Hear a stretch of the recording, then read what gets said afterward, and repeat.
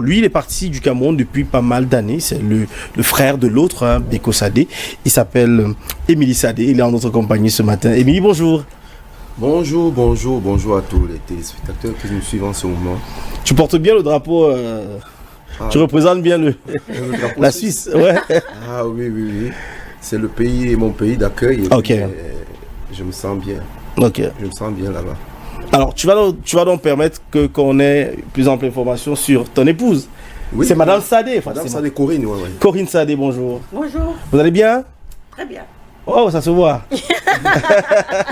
Alors, vous êtes en Afrique pour la première fois. Oui. C'était comment? Ça s'est passé comment quand vous êtes arrivé, par exemple? Vous êtes arrivé par Yaoundé ou pas Douala? Pas Douala. Quand vous avez foulé le sol camerounais, quel a été votre premier sentiment? J'étais contente d'arriver parce que j'ai eu un peu peur de l'avion, je dois dire. Ok. Mais j'ai trouvé qu'il faisait très chaud. Ok. Parce que là, actuellement en Suisse, c'est encore l'hiver. Ok. Donc le choc climatique, il y est vraiment.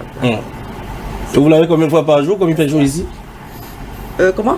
Vous prenez votre bain combien de fois? C'est-à-dire vous passez à la douche combien de fois étant dans une fois par jour, mais le soir avant d'aller me coucher parce que sinon, si je dois ressortir, je transpire trop. Il y en a la climate à l'hôtel. Ok. Donc c'est la première fois que vous arrivez en Afrique et vous êtes arrivé pour la première fois en Afrique au Cameroun. C'est un honneur de savoir que si vous avez vu l'Afrique pour la première fois, c'est dans la belle famille. Hein. Et puis vous êtes bien installé du côté de Deido. Deido qui connaît très bien l'histoire d'Émilie Sadé, qui est d'ailleurs le petit frère de Beko Sadé, la matière qui rappe. Quel a été votre sentiment quand vous avez appris que votre grande sœur s'est lancée dans le rap? Oh, ben, vous savez, la musique a plusieurs disciplines. Voilà. Il suffit d'avoir la formation, il suffit d'avoir fait l'école. Bon, au Cameroun, il n'y a pas d'école de musique en tant que telle. L'école de musique, c'est les cabarets. Donc, il faut avoir fait l'école de musique. Il faut avoir un parcours. Parce qu'aujourd'hui, les jeunes d'aujourd'hui veulent se lancer comme ça, devenir star directement, sans avoir un parcours. Un parcours, il faut commencer par la cile. Monter, devenir star. Donc, l'école au Cameroun, c'est les cabarets. Tu commences par les petits. C'est notre conservatoire, quoi. Voilà, le conservatoire, et c'est très efficace. Même les Richard Bouna sont passés là, les Mano Dibango sont passés là. Voilà, les cabarets au Cameroun ont formé de très grands musiciens, connus au niveau mondial. Donc c'est ainsi donc si vous avez fait cette formation là, vous pouvez faire du rap, vous pouvez faire du jazz, vous pouvez faire d'autres musiques. Voilà. Je suppose que vous êtes passé par les cabarets aussi. On va rappeler que la famille Sadé est quand même très grande, elle est musicalement grande. Hein. C'est tout le monde pratiquement qui chante. Votre neveu aussi est dans la musique. Je veux parler de Djeda, qui fait aussi de la musique du côté de la France.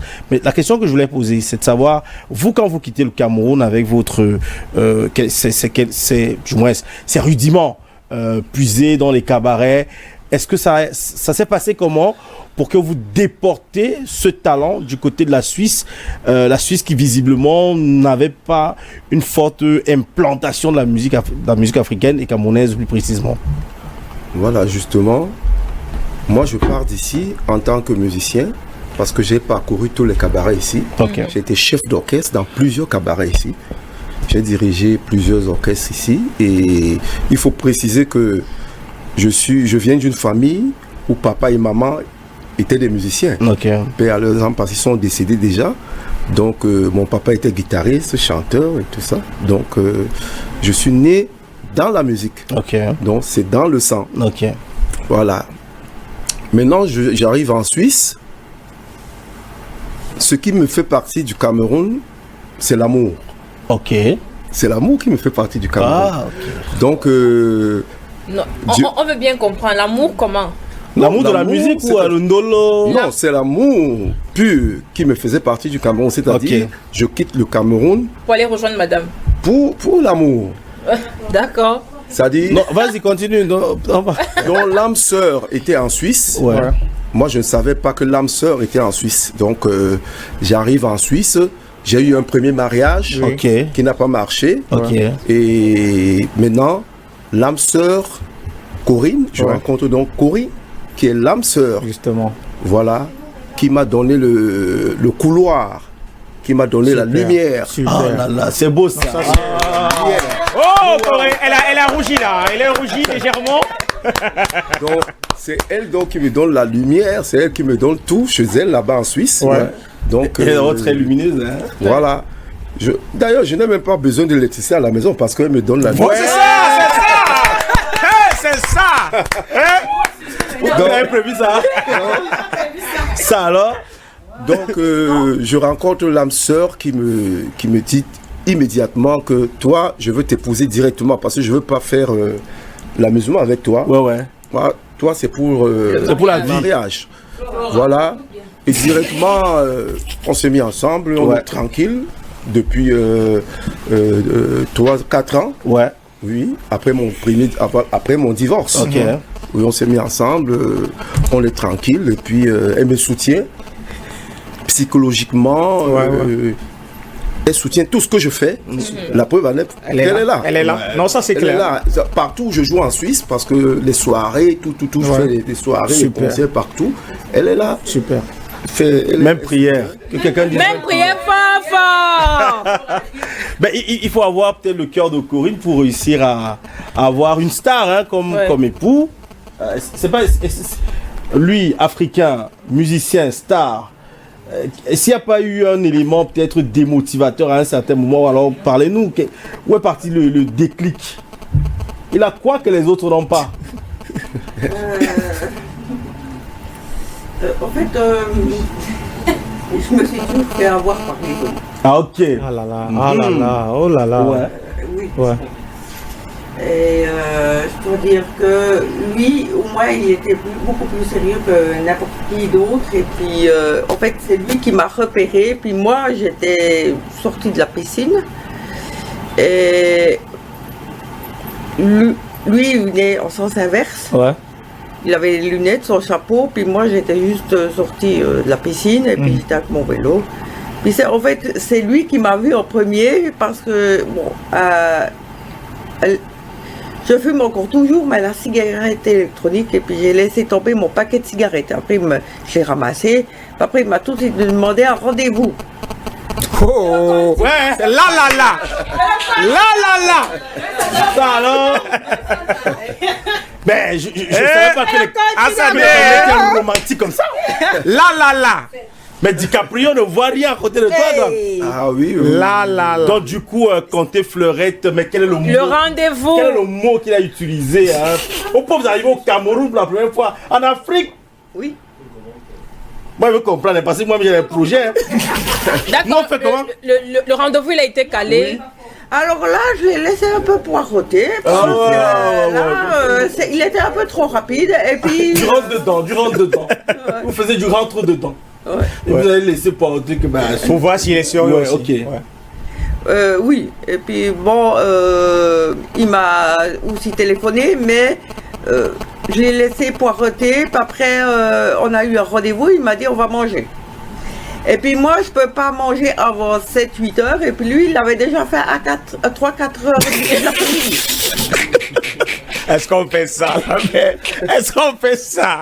Okay. Et après évidemment j'étais au restaurant avec lui vers les 7-8 heures, et puis c'est moi qui mangeais, et puis lui mangeait rien parce qu'il avait déjà mangé. Donc c'est de là que c'est parti. Oui. Ouais. Et ça fait 4 ans ça dure. Oui. Ah c'est cool hein. C'est magnifique, on va applaudir pour ça. L'amour existe, tous les gens vous disent ça. Ouais, ça c'est magnifique. Oui. Par contre, à Bafia, il y a un jeune garçon qui a fait l'amour à sa copine au point de la tuer. Au point où elle décède, pas la tuer, il l'a pas tué. Il n'a pas su qu'elle était asthmatique parce que c'est lui qui peut au poste de police se plaindre qu'il ne savait pas qu'elle était asthmatique. Le schéma c'est comment on fait ça, comment ça dit. Non, après. Elle est morte parce qu'on a fait. Non, Charles, tu sais, il y a des jeunes femmes, je pense que ça se passe partout, hein, même en Genève, en Suisse, elle sait, il y a des femmes, des hommes qui ne prennent pas le pouls, mais heureusement là-bas avec les couvertures santé et tout le reste, tu as l'occasion d'avoir ton état de santé et peut-être de le partager avec ton conjoint. Ici au Cameroun, on connaît un peu comment ça se passe. Le mec n'a pas pris la peine de connaître l'état de santé de sa copine. Il est en train de faire les ébats parce que lui, il est élève, elle également élève dans le même lycée de Bafia. Il décide de ne pas aller au cours à la même heure, le même jour, et il se retrouve donc pour un conseil d'administration qui n'est pas encore de leur âge, parce qu'il faut dire à ces jeunes qui nous regardent. Et ces jeunes aujourd'hui, je ne sais pas si c'est le Poutoulou qu'on prend ou quoi. Donc on tape. La fille dit va encore, vas-y. Lui aussi, il ne fait que monter l'école de Baché. Il monte l'école, il monte. Il dit il accélère. C'est alors comme ça que quand il ne voit plus qu'elle réagit, il pense qu'elle a mis le frein en main alors qu'elle était à partir. Ouais. C'est lui qui part se plaindre au poste de police de Bafia pour dire qu'il ne savait pas qu'elle est asthmatique. Elle a commencé à faire... Il ne savait pas comment réagir. Donc un peu comme pour dire que désormais, avant de faire la cour à une fille, qu'elle te présente son carnet de santé. Ou alors tu lui demandes... Non, ou même, Charles Fils, les gens qui tapent là, il faut moins regarder ton partenaire, non. Moi, c'est pourquoi la position missionnaire est bonne. Hein. Tu regardes ta partenaire. Quand vous êtes face à face, Charles Fils, vous regardez. Parce que tu regardes ton partenaire. Il y a parfois comme ça, le blanc monte. Tu t'arrêtes d'abord, Charles Fils, tu t'arrêtes. Et cette ligne ne t'arrête pas. Non, tu t'arrêtes. Tu t'arrêtes, Charles Fils. Sauf que c'est très important de le mentionner parce que elles sont très nombreuses malades, mais qui s'ignorent même personnellement. Justement, qui s'ignorent, mais peut-être d'autres qui connaissent même qu'elles sont malades, mais n'arrivent pas à avouer que non, comme vous voyez là, je souffre de tel mal. Oui. Peut-être aussi c'est le défaut de comment on a l'habitude de dire que c'est quand tu es malade que tu te rappelles qu'il n'y a pas un docteur au quartier là qui soigne, qui peut te piquer pour que tu ailles mieux. Mais il y a ces femmes, c'est pas seulement les femmes. Aujourd'hui, c'est une femme qui est décédée et il y a même des hommes malades. Donc le gars est asthmatique jusqu'au dernier degré. En dehors même de l'asthme, il y a une autre maladie là, l'épilepsie. Ouais. Imaginez-vous un peu le traumatisme que ça peut faire dans la tête de ce monsieur actuellement. Ça veut dire que toute fille qui... Il va avoir un genre... Vraiment, c'est... Elle dit tu peux l'amour à une fille, elle te met une dame. Mais c'est la malchance. Elle a plus ton coup. Charles, tu parles des choses comme ça. En ce moment, à Douala 5e à Bépanda. Tu n'as pas suivi l'affaire là? Un vigile est allé frapper une patiente de 22 ans. La fille était à l'hôpital, sans garde malade. Il est arrivé, tu sais que les femmes, le cabas, c'était d'ailleurs comme ça, le coquille était ouvert. Il est venu frapper. Le vigile de la clinique. Il a framponné. Et ce qui énerve également les gens qui sont venus, c'est que... Il est médecin. Hein? Il est vigile de cette centre de santé. Et là que la famille porte plainte, la famille dit qu'elle va porter plainte si elle constate que le vigile, que la fille a eu une IST. Alors que Bon, si l'enceinte, ça peut passer. Donc nous-mêmes, on n'est pas en sécurité dans nos formations sanitaires. Tu es comme ça et on amène dans le vigile au commissariat, il voit l'inspecteur. L'inspecteur lui dit que, monsieur le vigile, pourquoi est-ce que vous avez framponné? Il dit à l'inspecteur que vous-même, si c'était vous, j'allais vous framponner. Et qui? Et l'inspecteur, c'est une femme. Oh là là. Alors, Émilie Sadé, tu nous racontais ta magnifique histoire d'amour, hein, mais aussi à côté de ça, ton histoire avec la musique. Oui, on a compris que c'est l'amour qui t'a amené en Suisse, et c'est l'amour qui t'a maintenu en Suisse, d'où la magnifique histoire avec Corinne où tu as mangé un peu plus avant, parce que bon, toi tu as tes habitudes alimentaires, hein, oui. Elle a aussi sa part d'habitudes alimentaires, ça c'est vrai, mais concrètement, moi je posais la question, c'était de savoir, quand on quitte le Cameroun, quand on a fait le cabaret, quand on a fait notre conservatoire à nous, on fait comment pour réussir à implémenter c'est vrai que la musique est universelle dans un pays étranger comme la Suisse, qui visiblement, d'après nos informations, n'est pas trop musique africaine et camerounaise en particulier. Effectivement, je pars donc d'ici, j'arrive en Suisse. Sur place, je constate que c'est pas tellement ce que moi je croyais, quoi, sur le plan culturel. Donc, les cabarets et tout ça, c'est pas comme au Cameroun. Au Cameroun, dans tous les quartiers, ici, il y a les cabarets. Là-bas, oui, là-bas, c'est plus comment on appelle ça, des festivals. Oui. Et c'est des trucs saisonniers. Voilà, c'est saisonnier. Alors, quand j'arrive, je constate que la musique camerounaise battait de l'aile. Ouais. Elle est inexistante. On jouait plus la musique ivoirienne, congolaise, nigériane. Là-bas en Suisse, dans les milieux, boîtes de nuit et tout ça. Ça m'a un peu choqué. J'ai pris du recul, j'ai réfléchi, j'ai dit mais qu'est-ce que je peux faire pour mon pays, pour que la musique de mon pays soit écoutée ici. J'ai donc commencé à faire des lives. j'ai commencé à faire des lives en Suisse. Les gens ont commencé à aimer. Et enfin, j'ai eu une partenaire, une dame qui avait un grand restaurant là-bas. On était en partenariat, donc on a ouvert donc un cabaret. Donc, dans ce cabaret, on jouait du makossa. Ah, ok. On jouait du makossa. Donc, ça a attiré tout le monde. Et les Suisses venaient là, et tous les autres étrangers venaient dans ce restaurant cabaret. Les gens, et c'est ainsi que tout est parti. On m'a donné le surnom du capitaine du makossa en Suisse. Okay. Donc, on m'appelle là-bas le capitaine du makossa en Suisse. Donc, on a joué. C'est le Covid qui est venu tout bouleverser. Tout bouleverser parce qu'on a fermé tous les bars cabarets 2 ans en Suisse pendant le Covid. Donc, c'est ainsi que la musique camerounaise est ressortie en Suisse. Aujourd'hui, on parle de la musique camerounaise en Suisse. Ok. Quel a été, je sais pas, l'apport de Bibi de Genève, qui est aussi une événementielle et je vais dire quoi, en fait, qui bosse pour la culture camerounaise en Suisse. Bibi de Genève, c'est une femme très dynamique. J'ai connu Bibi de Genève à la mort de son ex. Oui, Pierre de Moussi. Pierre de Moussi. Voilà. C'est moi qui ai animé la soirée, comment on appelle ça, la veillée. Ok. La veillée artistique, oui, à Genève. Ouais. Donc, je suis parti de là où j'étais à Berne. J'habitais à Berne, parce que c'est Berne, la capitale de la Suisse, c'est pas Genève. Ah, ok. C'est Berne. Donc, je quitte Berne pour aller à Genève, à la veillée. C'est là où j'ai vu Bibi pour la première fois. Ok. Et Bibi s'est investi beaucoup sur les artistes. Ouais. Elle s'est investie beaucoup sur les artistes. Dernièrement, elle a produit le jeune Excalibur. Excalibur, voilà. Qui est d'ailleurs en Suisse. Voilà. Qui voyage même déjà. Voilà. Ouais. Qui s'est retrouvé dans une montagne. C'est quoi? Vous appelez ça moi? C'est qui tourne là? Montagne russe. Il a commencé à crier, à pleurer. Mais on a dit que ça tourne, ce n'est pas la tour Eiffel. Non. Et elle m'a aussi soutenu. Voilà, Bibi m'a. Vous allez voyager au nom de Jésus. Amen. Que vous ne soyez plus, c'est-à-dire dépaysé comme ça là. Alors, Corinne, c'est Corinne? Oui. Ok. Alors, vous, aujourd'hui, vous êtes en bonne relation, en couple avec le frère. C'est un frère, hein, c'est un grand frère, Émilie Sadé.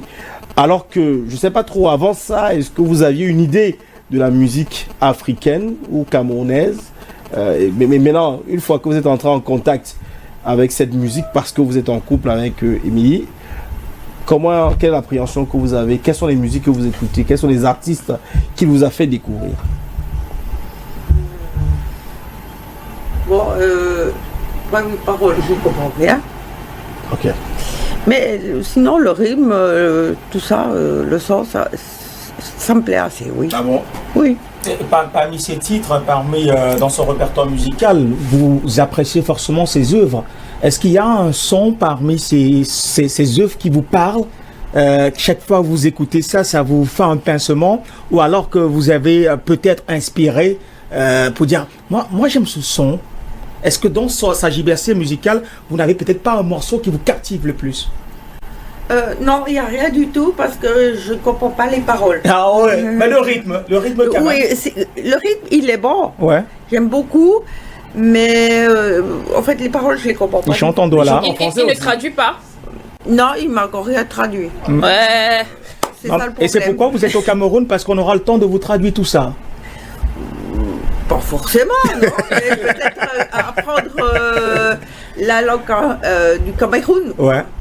Justement. Moi, trouver un moyen d'apprendre cette langue. Ça, c'est clair. Mais moi, je crois que c'est beaucoup d'amour qu'il a pour vous, hein, parce que vous arrivez en Afrique pour la première fois et vous allez participer à leur fête traditionnelle, parce qu'on va rappeler qu'il est originaire de l'océan. Ouais. Il est Batanga, de Kribi, et puis la grande fête des Batanga va se dérouler, je crois, ce week-end, le Maï, et vous allez vivre cela. Mais peut-être, je ne sais pas, on va peut-être écouter une chanson faite par lui, où il revient sur les réalités de chez nous, mais ce qui ne se passe pas en fait chez vous. C'est qu'au Cameroun, on ne cousine pas sa cousine.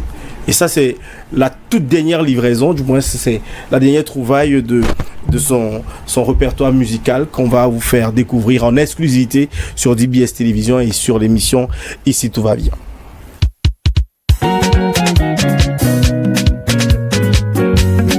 Mon cousin Germain veut me marier. Mon cousin Germain veut me marier. Oh. Il est même amoureux. Il est même amoureux. Oh. Il est même amoureux. Il est même amoureux. Oh. Il est Didi Jambo.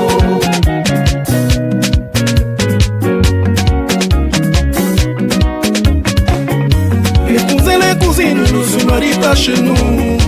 Les cousins, les cousines ne se chicotent jamais. Tu m'as même calculé.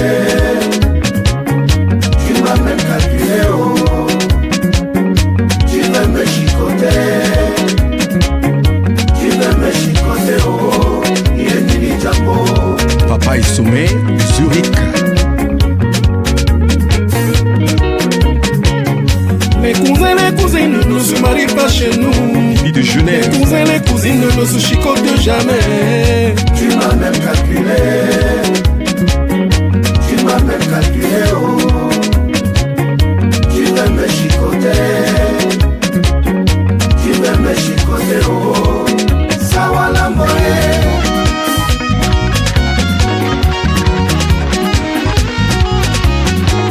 Oh mama kolonomba.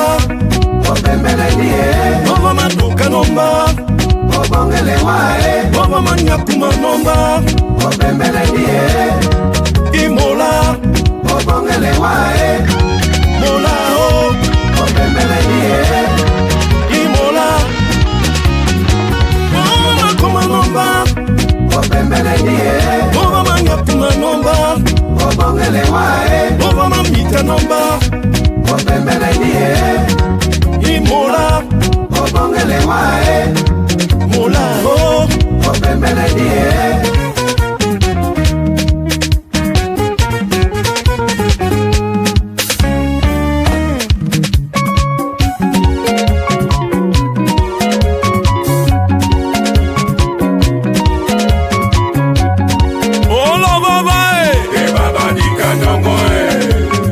Marthe Steiger en Suisse.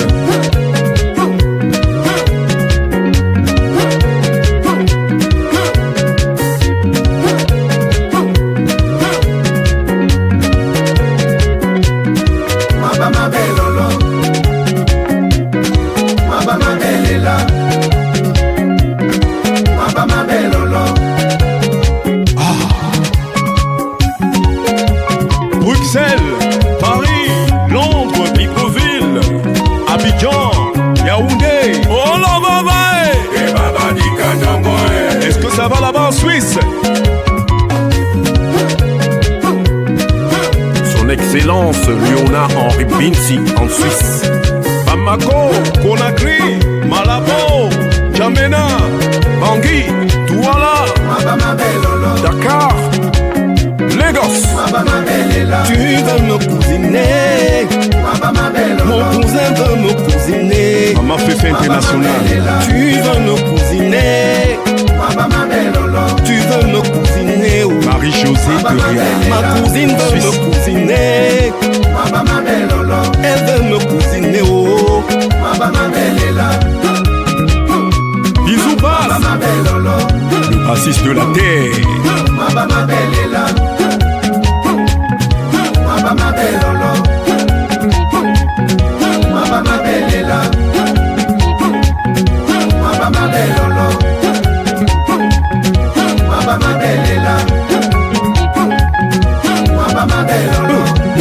Son Excellence Bédou Albert.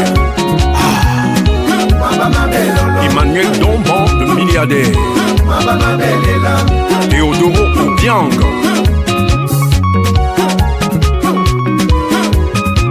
Le président Gérard Gandé à Limoges. Le commissaire Charlie Bona. Oh la baba et baba di Kanongo.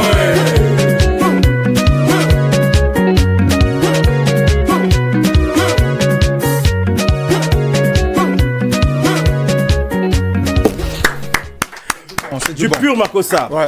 j'aime bien la guitare solo qu'il y a derrière. Et puis, il y a quelques noms qui sont revenus. Bisou Bass. Voilà, j'ai travaillé avec, à Paris, avec Bisou Bass, avec d'autres musiciens étrangers aussi, comme les Dali Kimoko qui a fait les guitares solo. Il y a les Bobingime qui ont fait. Donc il y a les, comment on appelle encore, Papa Zoé aussi qui a fait les chœurs. Donc j'ai travaillé avec des confrères, des amis, des étrangers aussi, dans un studio parisien. Le technicien était français, vous voyez, donc ça a fait un... Oh non, c'est magnifique. Je crois que ceux qui ont écouté ont certainement apprécié, parce que moi, il y a longtemps, j'avais pas écouté du bon Makossa dans temps comme celui-là, avec ce soupçon de Zygo. Et tu vois, on est là dans une musique qui est jouée. Aujourd'hui, on va avec les nouvelles technologies. On a voulu que tout soit programmé, mais là, tu sens que tout est joué, tout est enregistré, et c'est ça qui donne la beauté de cette chanson. Et beaucoup de courage à Émilie et Sadé, parce que nous, on a encore besoin d'écouter ce genre de musique. On n'est pas contre l'IA ou alors contre les nouvelles technologies, mais on se dit qu'on devrait encore rester authentique, parce que c'est cette originalité qui tend à perdre ou alors à perdre la face ces derniers temps-ci. Vous avez une guitare comme tu as suivi. On a par exemple cette guitare tout à l'heure, j'éctais, c'était une guitare à 8 fils. Tu écoutes encore comment ça résonne et tu te dis, voilà la musique. Aujourd'hui, les gens sont en train de parler de Makossa typique. Je veux bien un Makossa typique, mais il faudrait qu'on puisse vendre sur le plan international. Alors pour vendre sur le plan international, il faut pouvoir... il faut prendre à côté. C'est ce que les Mano Dibango ont fait. Pour qu'on connaisse le Cameroun aujourd'hui. Sous le Makota. C'est pas le Makossa typique. Ça, c'est clair. Il a pris un peu là-bas de jazz, un peu de disco avec le Makossa et tout ça. C'est ce que les Richard Bona font aujourd'hui. C'est le Makossa mélangé avec d'autres trucs, le samba, le jazz et tout ça. Mais bon... Aujourd'hui, quand je voulais faire mon disque, j'ai appelé Bisou Bass.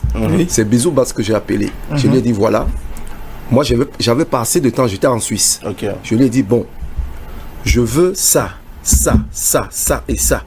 Voilà, toi tu commences déjà le travail avant que je n'arrive à Paris. Super. Voilà, lui il a commencé. Donc ça veut dire que c'est lui qui était mon directeur artistique là-bas. Donc il a commencé à réunir les éléments et tout. Il a fait un premier travail, il m'a envoyé, puisque j'étais le superviseur général. Donc je lui ai dit non, c'est pas dans cette direction que je veux aller. Voilà, on a donc dû changer. On est allé dans la direction que je voulais. On a eu ce résultat. Voilà, on a eu ce résultat ensemble avec Bisou Bass et tous les autres musiciens. On a travaillé pour être là parce que on a voulu donner une autre couleur au Makossa, c'est-à-dire pour que ça soit un Makossa moderne qui peut se jouer dans toutes les boîtes de nuit, qui peut se jouer partout, qui peut se danser partout. Et tu étais encouragé et encadré par des artistes exigeants, parce que avoir un Papa Zoé au cœur, le connaissant dans son exigence et sa rigueur, je crois que c'est magnifique et c'est à saluer.